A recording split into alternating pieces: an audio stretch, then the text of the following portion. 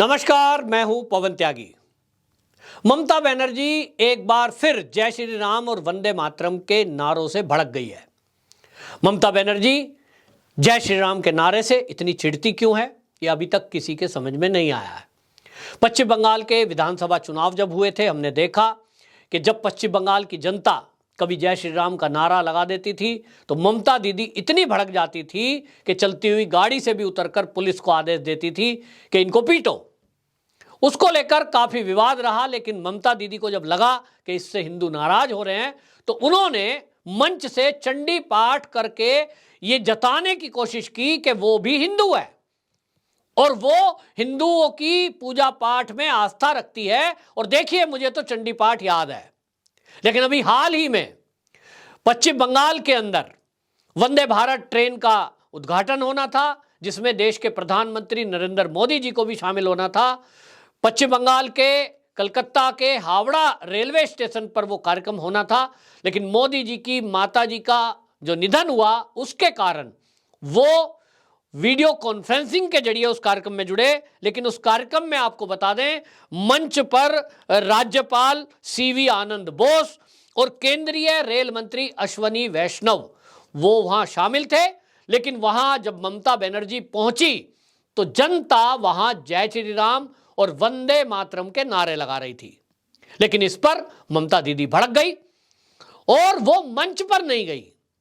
अश्वनी वैष्णव जो कि केंद्रीय मंत्री हैं, वो उन्हें बार बार समझाते रहे कि दीदी ये तो पब्लिक है, पब्लिक अपनी खुशी का इजहार कर रही है और जो ट्रेन है उद्घाटन होना है उसका भी नाम वंदे भारत एक्सप्रेस है। वंदे मातरम से या जय श्री राम से इतनी चिढ़ क्यों? लेकिन ममता दीदी नहीं मानी और ममता दीदी मंच पर नहीं गई और प्लेटफॉर्म पर रखी हुई कुर्सियों पर जाकर बैठ गई।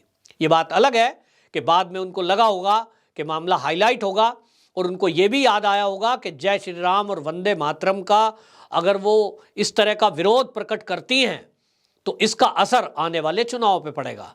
दीदी को याद आया होगा तो दीदी कार्यक्रम में बोली भी, मोदी जी को भी सांत्वना दी। लेकिन तब तक देर हो चुकी थी, जनता ये देख चुकी थी कि ममता बनर्जी को कितनी नफरत जय श्री राम के नारे से है। ममता बनर्जी जब चुनाव में उतरती हैं तो वो कोशिश करती हैं कि जहां उनको मुस्लिम वोट चाहिए तो वहां उनको हिंदुओं का भी वोट चाहिए और हिंदू वोट पाने के लिए वो मंच पे चंडी पाठ भी करती हैं। सवाल ये उठ रहा है कि ममता बनर्जी चंडी पाठ करके जब अपने आप को हिंदू प्रूव करने की कोशिश करती हैं, तब फिर जय श्री राम के नारे से इतनी चिढ़ क्यों है? ममता बनर्जी की ये चिढ़, ये वंदे मातरम उद्घोष से नफरत आखिरकार दर्शाती क्या है? असली बीमारी इस देश के कुछ राजनीतिक दलों की ये है, उनको लगता है कि देश के मुसलमानों को यदि खुश करना है, उनको अपने वोट बैंक समझकर उनकी वोट लेना है, तो मुसलमानों को खुश करने के लिए हिंदू के प्रति नफरत दिखानी पड़ेगी। और हिंदुओं के प्रति नफरत दिखाने का इससे बढ़िया क्या मौका है कि कोई यदि जय श्री राम का नारा लगाए तो आप अपना विरोध प्रकट कर दो। ममता बनर्जी जब से राजनीति में आई हैं वो यही करने में लगी हुई है।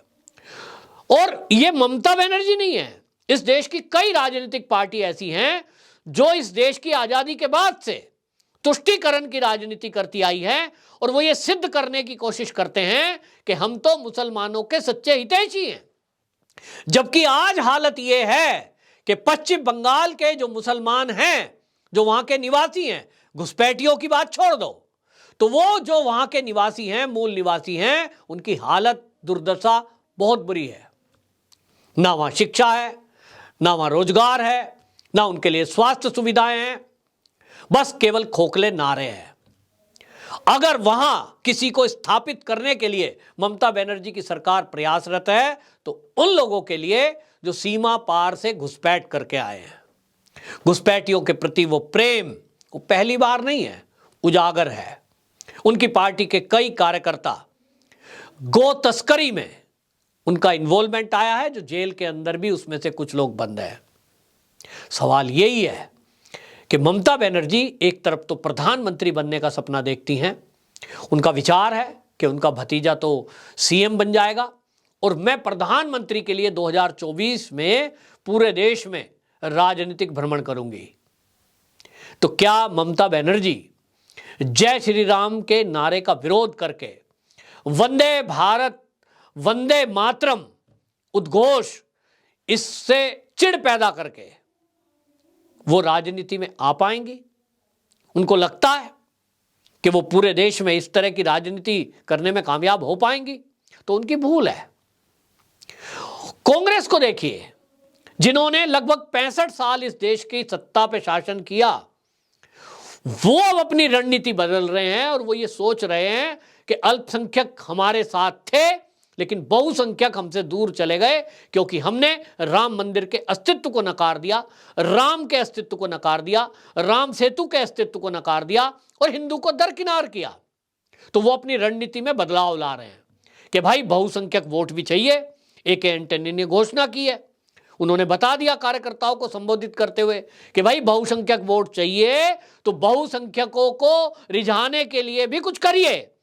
तो हम देख रहे हैं कि राहुल गांधी कहीं जो है मंदिर में जाकर दंडवत प्रणाम करते हैं, कहीं वो हनुमान भक्त बनते हैं, कहीं वो जनेऊ कोट के ऊपर लाते हैं, इस तरह का काम कर रहे हैं।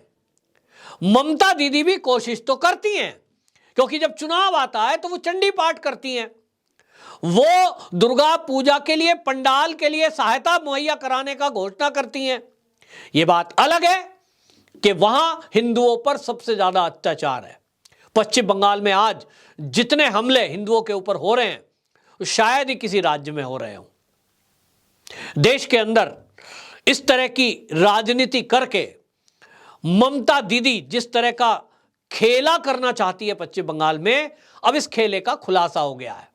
पश्चिम बंगाल के लोग आज बिल्कुल इस बात के लिए तैयार हैं कि पश्चिम बंगाल में यदि आज चुनाव हो जाएं तो टीएमसी को उखाड़ फेंकेंगे, क्योंकि वहां भ्रष्टाचार के अलावा कुछ नहीं है।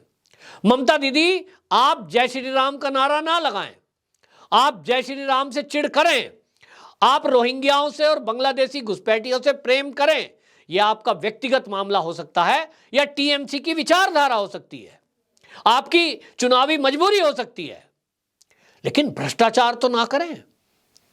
भर्ती घोटाला गरीब लोगों के ऊपर प्रहार है। जो गरीब लोग अपनी जमीनें बेच बेच कर कोचिंग सेंटर में जाकर फीस दे रहे थे कि एक दिन हम टीचर बनेंगे, उनके साथ विश्वासघात हुआ है। आज भी आंदोलन चल रहे हैं, पूरे देश में उनको कहीं जगह नहीं है। क्या करें? वो कहते हैं हमारा रिजल्ट ना तो आ रहा है ना तो कैंसिल, क्या करें? हमने तो तैयारी की थी इसके लिए सालों साल। तो उस भ्रष्टाचार में आज ममता दीदी के कई मंत्री फंसे हुए हैं, उन पर तलवार लटकी हुई है, जांच अभी चल रही है, कुछ लोग जेल के अंदर बंद हैं। कहीं कोयला घोटाले में उनके भतीजे का नाम आता है, कहीं उनके कुछ विधायकों का नाम आता है, लॉटरी का घोटाला खुलकर सामने आता है। पश्चिम बंगाल की जनता कह रही है दीदी को जिस तरफ ध्यान देना चाहिए, भ्रष्टाचार मुक्त पश्चिम बंगाल, लॉ एंड ऑर्डर ध्वस्त, उस पर पश्चिम बंगाल की सरकार को ध्यान देना चाहिए। लेकिन दीदी का ध्यान तो जा रहा है जय श्री राम पर, दीदी का ध्यान जा रहा है वंदे मातरम पर। तो ये दीदी की बौखलाहट दिखा रही है और ममता दीदी रह रहकर एक्सपोज हो जाती हैं। वो अपने को हिंदू सिद्ध करने के लिए कुछ भी करें, लेकिन कितना ही कंट्रोल करती होंगी, उनसे कंट्रोल नहीं होता। तो लोग कह रहे हैं कि आप जिस तरह से हिंदुओं को मूर्ख समझ रही हैं कि आप केवल एक मंच पर जाएंगी, फिर वहां चंडी पाठ करेंगी और सोचेंगी लोग तुमको ही वोट कर देंगे, अब यह भूल सिद्ध होगा। जनता ममता बनर्जी को सबक सिखाने के लिए तैयार बैठी है और वहां की जनता ये कहती है कि यहां अगर चुनाव कराना है तो पहले राष्ट्रपति शासन लगाया जाए और वहां केंद्रीय सुरक्षा बल या सेना को पश्चिम बंगाल की व्यवस्था दी जाए, क्योंकि जनता का कहना है कि पुलिस तो टीएमसी के कार्यकर्ताओं की तरह काम करती है। ममता दीदी का ये राम जी के प्रति नफरत का भाव, वंदे मातरम के प्रति उनकी बौखलाहट 2024 के चुनाव में उनके लिए मुसीबत का कारण बन सकती है, बशर्ते पश्चिम बंगाल में चुनाव के पहले राष्ट्रपति शासन लगे और वहां केंद्रीय सुरक्षा बलों की नियुक्ति हो, ताकि जनता अपना मत, अपनी विचारधारा ईवीएम के जरिए बता सके। आपकी क्या राय है, कमेंट बॉक्स में जरूर लिखें। वंदे मातरम।